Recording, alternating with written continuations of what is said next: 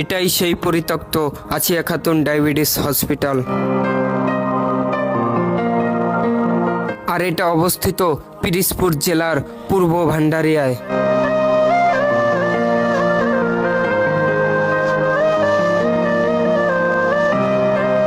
যেখানে কখনোই কোনো রোগী আসেনি কোনো ডাক্তার, হয়নি কোনো অপারেশন, যেখানে বেড়ে উঠেছে হাসপাতালের বদলে নেশার আস্তানা।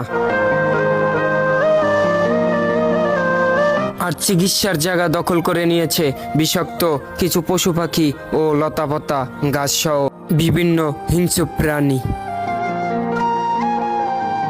কিন্তু প্রশ্ন একটাই, কিভাবে, কেন, কোনো অকারণেই এই মেগা প্রজেক্ট পেল না তার পূর্ণতা? কেন চরম অবহেলায় পড়ে রইল এই কোটি টাকার সম্পদ?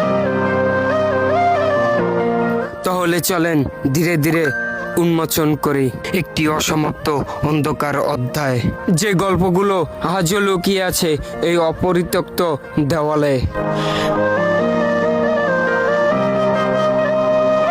তবে আমাদের এই ভান্ডারিয়ার কৃতি সন্তান এম.এ. খালেক সাহেব ছিলেন না কোনো রাজনীতিবিদ, তবে সে একজন মানুষ ছিলেন যে রাধানগর গ্রামবাসীর যেন চিকিৎসার আর শিক্ষানুরাগের জন্য দূর দূরান্ত যেন ছুটে না বেড়াতে হয়।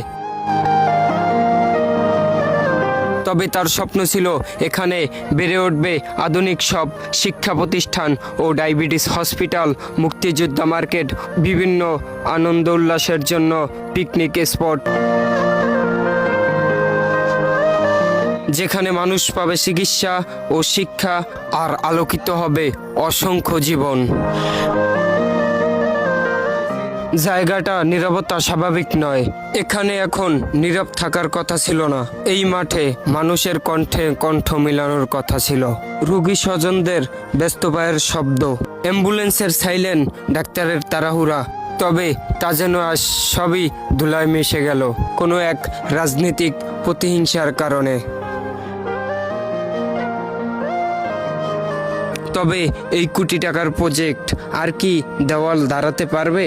আমাদের সুস্থ নির্বাচিত হওয়া এমপি মহোদয়ের কাছে অনুরোধ থাকছে আমাদের এই দক্ষিণ অঞ্চলের পূর্ব ভান্ডারিয়ার শিক্ষা প্রতিষ্ঠান ও আছিয়া খাতুন ডায়াবেটিস হসপিটালের দিক এই কোটি টাকার প্রজেক্ট সুদৃষ্টিতে তাকিয়ে সামনের দিক আগিয়ে নেওয়ার আহ্বান ও অনুরোধ রইল।